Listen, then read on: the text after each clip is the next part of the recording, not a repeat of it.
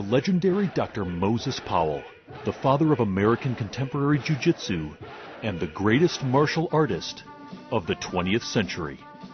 This network brings together 4 radio shows 4 nights a week, starting with Tuesday nights at 9 p.m.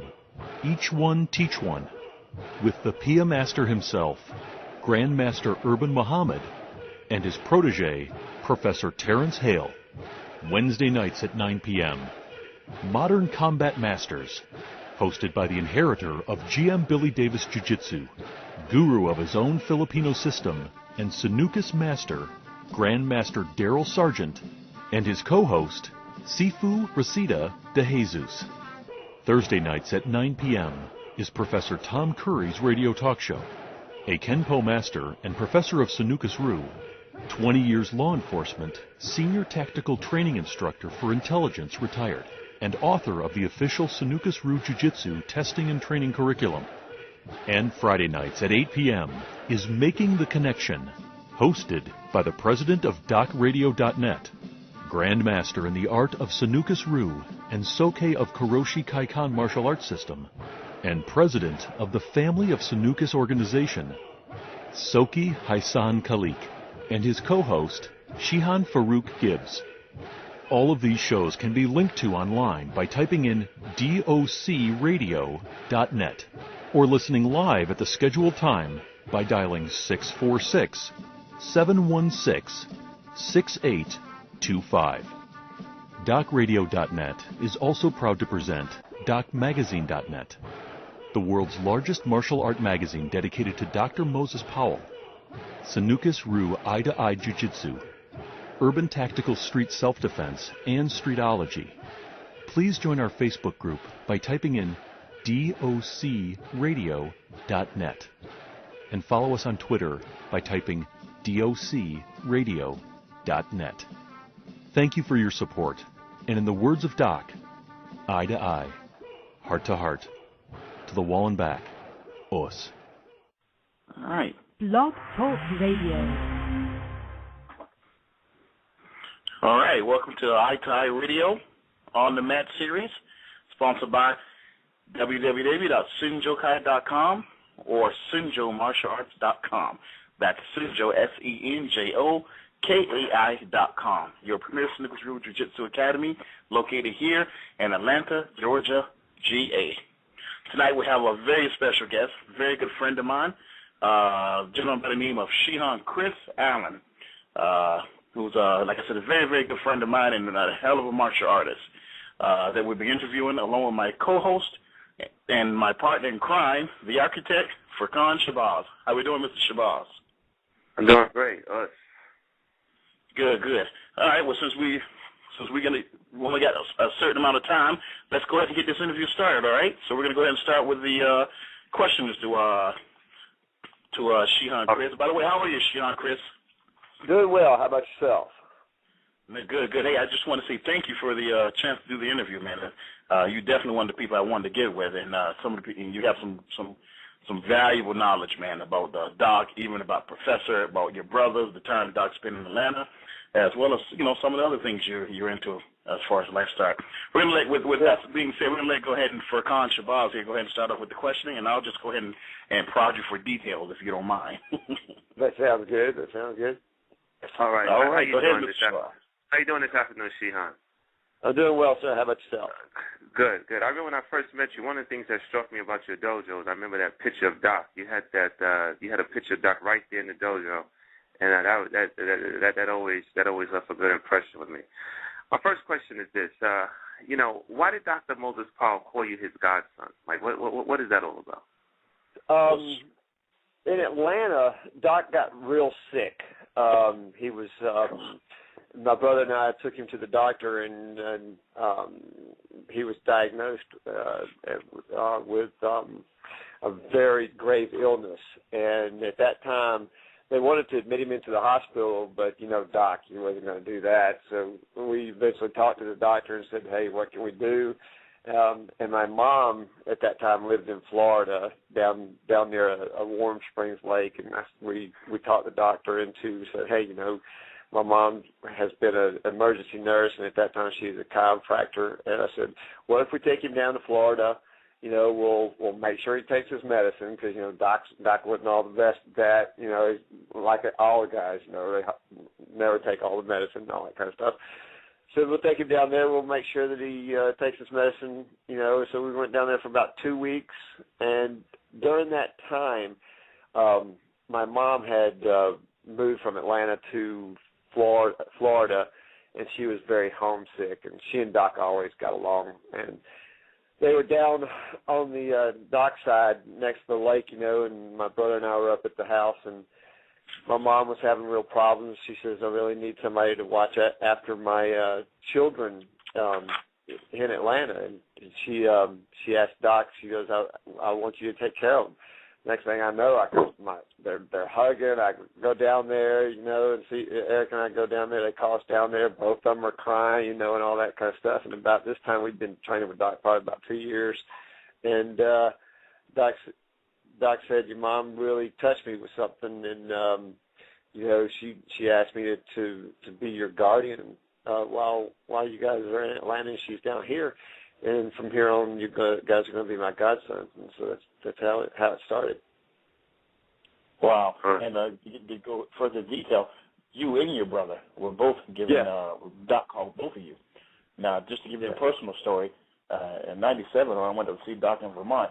One of the first things he did was ask me about you.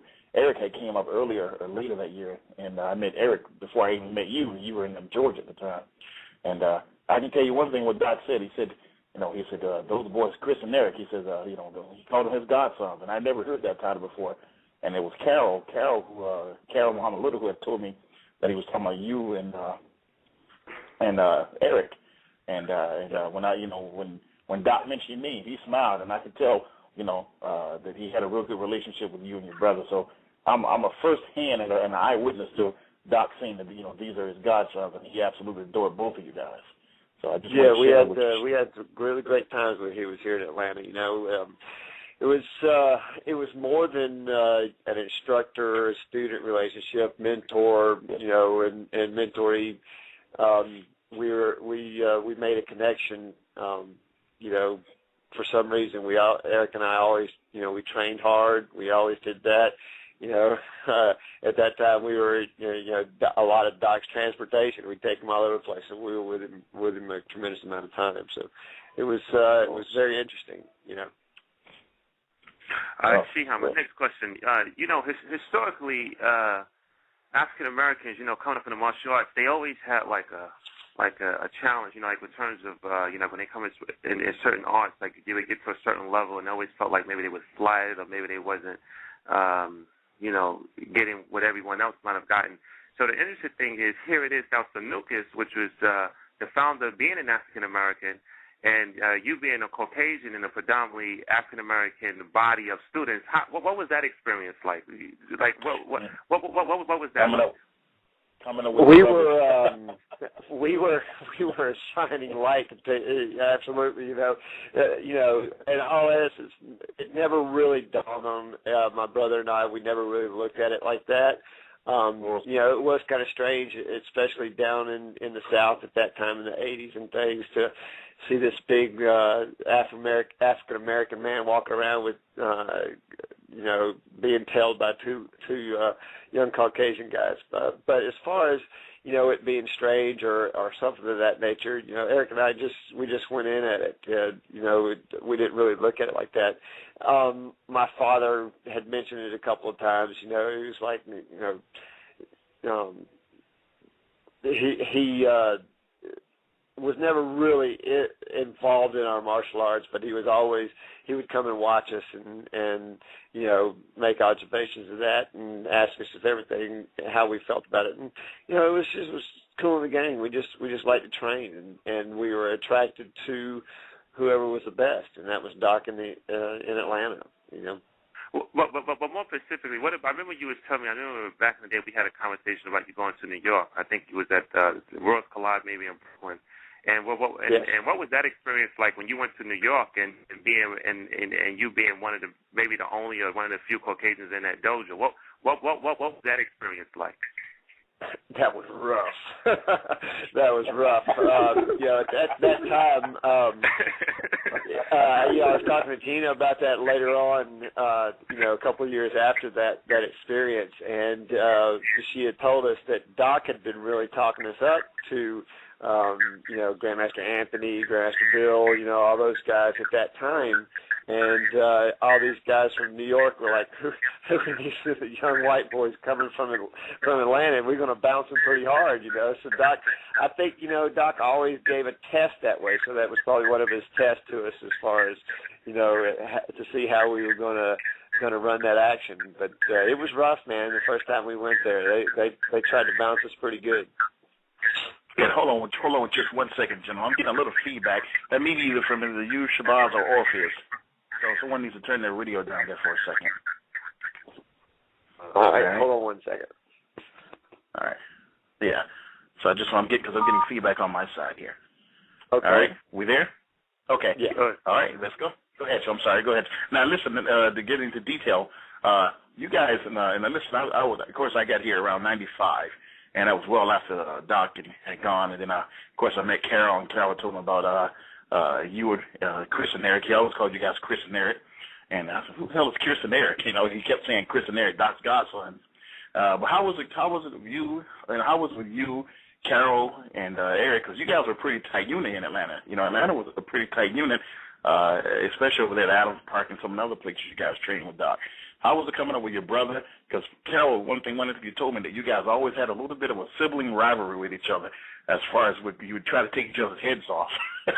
Yeah, absolutely. After we got our black belts and stuff like that in the dojo, Doc told us, he says, you guys are banned from training with each other. You make me nervous, because we were always trying to up one another, which, led to us really studying the martial art and, making sure that we had that one-upsman in that competition, which kept driving us to be better and better. Well said. All right, Shihan. All right. Yes. What years did you train with him? What years did you train with Dr. Moses Powell? And also, what did he teach you as an in-house student? I would imagine you would really get some good teaching. So my question is, what years did you train with him, and what was that teaching like? Being an in-house student with him.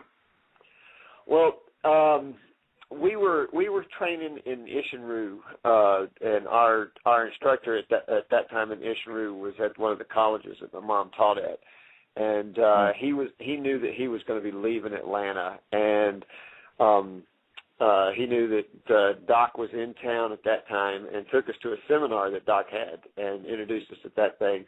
I believe that was early '84 or maybe even late '83. I remember it was cold.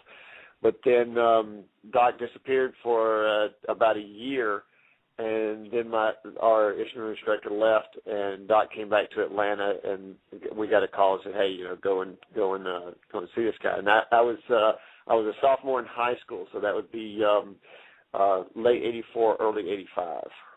It was when we first started training with Doc, and so we were we were like, oh, we're going to stay with our tradition of Ishinru. We're just going to go down here because we know he's a good trainer, and all this. And we got in there, and Doc was like, gosh, you can walk in here like robots here. I need to put some oil on you. And it took us about maybe 2 training sessions, 2 days, and we were like, yeah, you know what, we need to leave this Ishinru stuff behind because this stuff here is pretty damn good, man. So we did that, and as it evolved, it was, Grandmaster Carol, myself, and my brother, we were the staple students in Atlanta. As Doc went around to different areas, like you said, Adams Park or Johnny A. White, and we had him at an athletic club over here in Mapleton, Georgia. We'd have, for a little while, we'd have 30 guys we were training with, and then it would drop back down to, me and Eric and Carol. Then we'd have 10 students, and then it would drop down back to me, Eric, and Carol. But, the biggest thing about that is that during the summertime, my brother and I we deliberately took jobs at night so that we could have the day to spend with Doc. So, during the weekdays, we would during the summer when we were in school, we'd go pick Doc up about 7, 8 o'clock in the morning, come back over to take him to the gym where he had a small class, and then we'd work out with him there, and then come over to the house after that, and we'd all have lunch and train for another couple hours and do that until it was time to take him go over to Adams Park, and have class there. So during the summer we were with him 7 days a week. It was pretty incredible. And let me ask you, the training that he was doing with you, was it the Sanukas eye to eye? Like, was it when he was evolving it to that more of those short, to the point, direct movements? Was it that kind of training? No, it was in the late 80s. Mid to late 80s, Doc was still moving really well. He did have the knee pain and he did have the hip pain, but that was being helped by my mom and the chiropractic and stuff that we were helping him out with. So he was moving really well. So you got that. I wouldn't say it was that same training that when he was in his 30s and early 40s, but he was still moving well, and so our dynamics were very hardcore, a lot of throwing, the hell with the mats type stuff. It was. But I think as you look at Sanukas and how it evolved over time, not only as Doc grew as a martial artist and his inner chi and spirituality and strength grew. It also had to do with his physical abilities also, but here in Atlanta, he was training with some guys, we came in and we would notice, his arms would be real red, when we would go pick him up sometimes. We're like, what the heck is going on, Doc? What'd you do? Did you burn yourself or something? And he was actually training with a guy down here on energy work and forecasting energy and stuff like that. Doc was into some heavy duty stuff as far as martial art was concerned, and that translated into where, in his 50s, his late 50s and 60s, he would just touch you and your arm would freeze or something like that. So it was cool stuff. Yes, sir.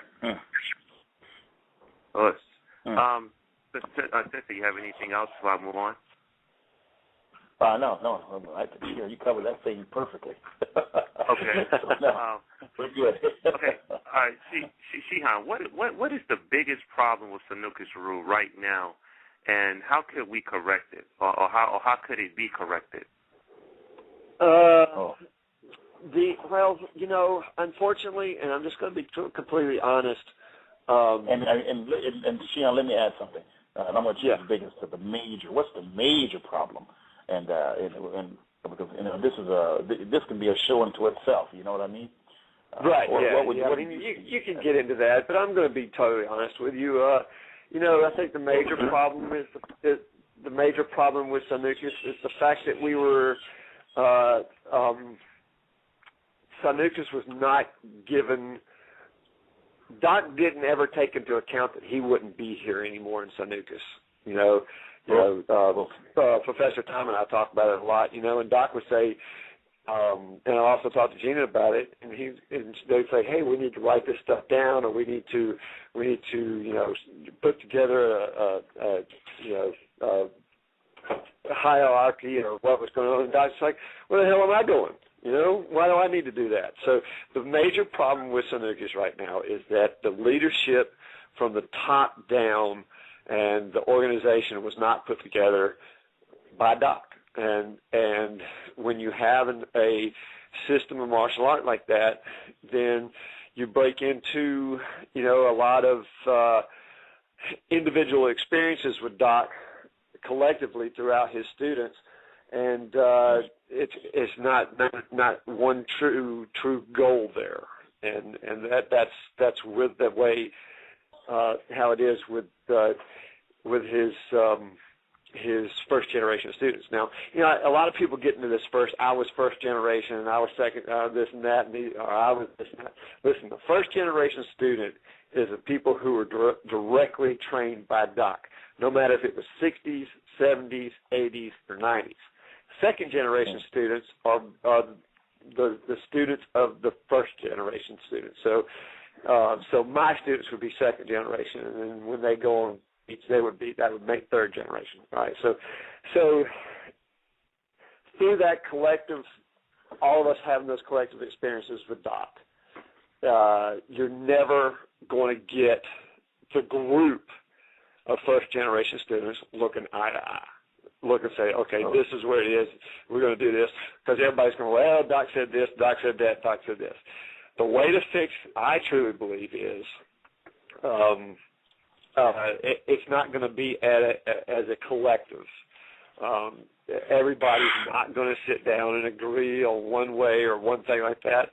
So us as first-generation students have to pass along our knowledge Doc gave us to our students, and make sure that it's passed as uncut as possible to those people, so that to our students, so that the teachers that Doc gave us individually can continue to strive. And in that, you go, and in those first generation students, you go and you find people like of that like mind, I go around training with a lot of guys, and you'll see the guys that do Sanukas as I was shown, and that's what I think it is. As a collective, I don't think you'll ever get all the first generation students together. That's not a bad thing, and that's not just been held to Sanukas. I mean, that happened in Aikido. Look at how many factions of Aikido had both all major systems. All major systems have the same problem. So all the systems go through that, and we've done a lot of soul searching. I've gone out into other martial arts systems and friends, and where they've had the same issue.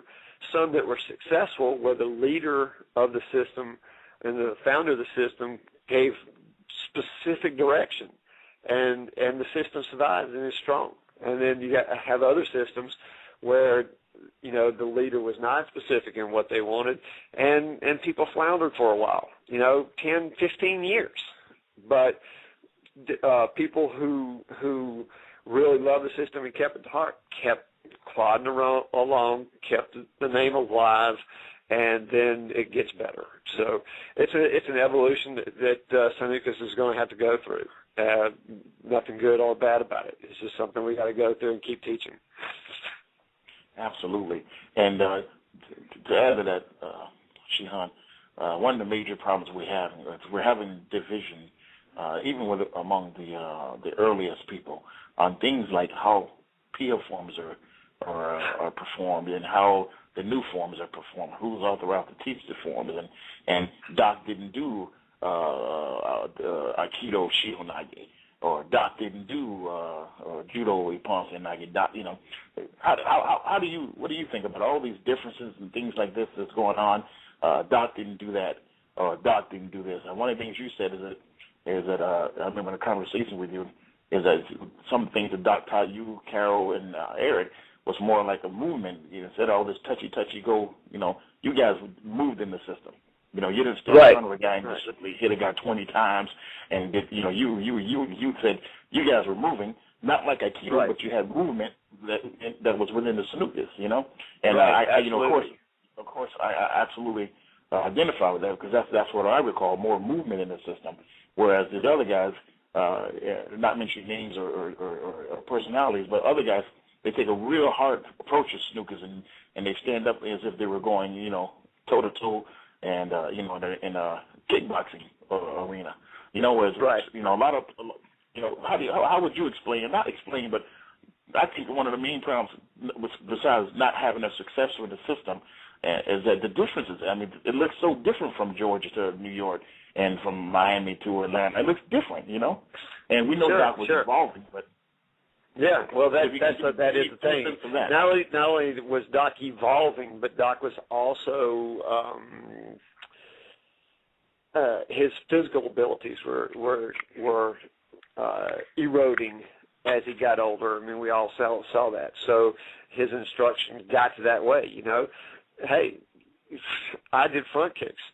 and side kicks and flying reverse kicks and stuff like that in Atlanta that under Doc's tutelage. Whoever says that Doc never threw him in Shihonagi, as done by a Aikido. Now it wasn't as open as Aikido. It was very, very closed Shihonagi that he would do. Hey, I landed on a damn hard ass mat with that by Doc doing that to me, or even on Sayonagi. Doc was excellent at that stuff like that. I remember one time when he threw one of my peers, Chris Coleman. Yes. In Adams Park, no mat, concrete, bang, and in front of all the women, just to make a point. Hey, my students are tough. I can make them do this stuff. So it's just where people came in his life stage. As to what part of type of Sanukas they got introduced to. So it's not anything wrong or right about it. It's what was given to them. So it's hard to say. Obviously the guys that trained with Doc when he was high flying in his 20s and 30s and 40s, they're going to have a different brand or different look on their Sanukas than say, when Doc was in his middle life, when I got to him, he was still hard like that, but his movement was being refined and not really refined, but perfected, and then the movement got perfected, and then as that happens, when the movement gets perfected, then the energy gets perfected. And when the energy gets perfected, you don't have to move as much. And so, that's where I think a lot of guys got in there. But, like you said, the Sanukas in itself, evolved over Doc's lifetime. And so, I'm not going to be as arrogant to say, the Sanukas that I got was the right one or that or that. That's all. That can go wherever it needs to go. Yeah. Believe me, we have people that arrogant to think the Sanukas they have is the only one. But hey, that's their misgiving. Yeah, one final question. How many questions? You have another question, Shwab, right? Yeah. Before you answer that, or go ahead and answer that, and we're just about at the 5-minute mark, or just under it. And leave me a little time because I want to discuss one thing with Shihan Khris before we leave. Go ahead. Okay. Go ahead and hit that question again. Yeah. Before I give you that last question, I just want to comment on something we're talking about. And you could just give me a quick answer to this.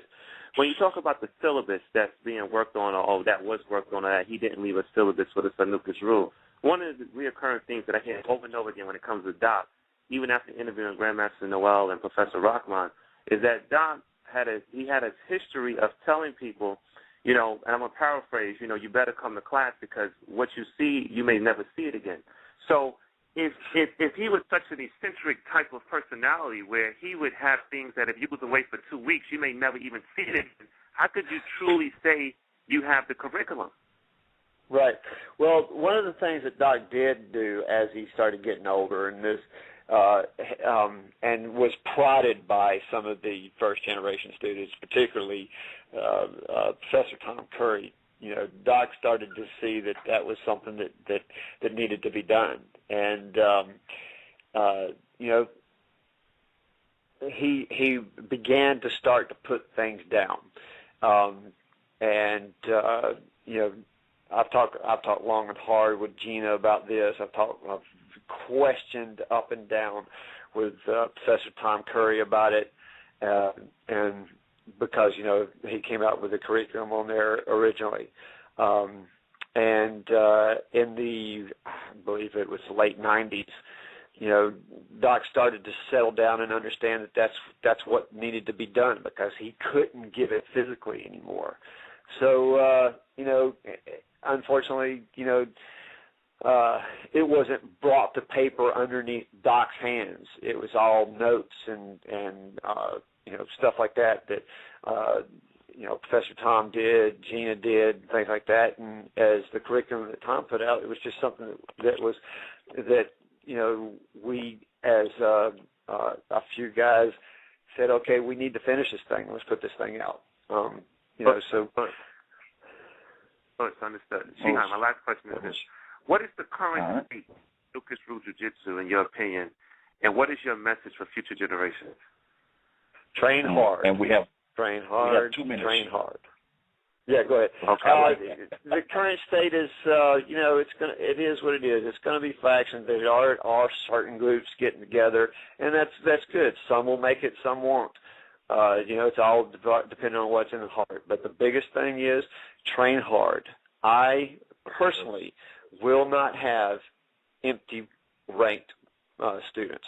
You're going to know what you need to do. You know, I'm not going to give away any rank in my system. You know, when somebody comes up, I would rather somebody ask me, "This guy is only a yellow belt?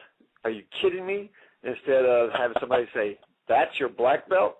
That's my advice to some instructors out there too. I like that. I like that. You know, we got just about 90 seconds. Listen, go ahead and tell the people where you are and contact information, and you know, give your school a shout out there, just in case they're in the area. I'm in the Marietta area in Atlanta, Georgia. I can be reached at bengaltigers@juno.com. That's BENGALTIGERS @juno JUNO.com. I do a small class. I keep my classes small. I like the personal attention that I'm able to give. You know, if anybody wants to train, you know, shoot me up on the email and you know, come and work out. Well, great. Listen, hopefully, I would definitely want to talk to Eric Allen. And hopefully, if you can give a little pinch to Professor Tom Curry, he's definitely set up for an interview. I would love to get him. Sure, absolutely. I'll definitely do that. Matter of fact, I talked to Gina here recently too, and she's definitely interested in doing an interview with you. Also, definitely. And I also want a Khris Allen part 2. Okay. You know, absolutely. Absolutely. Absolutely. All right.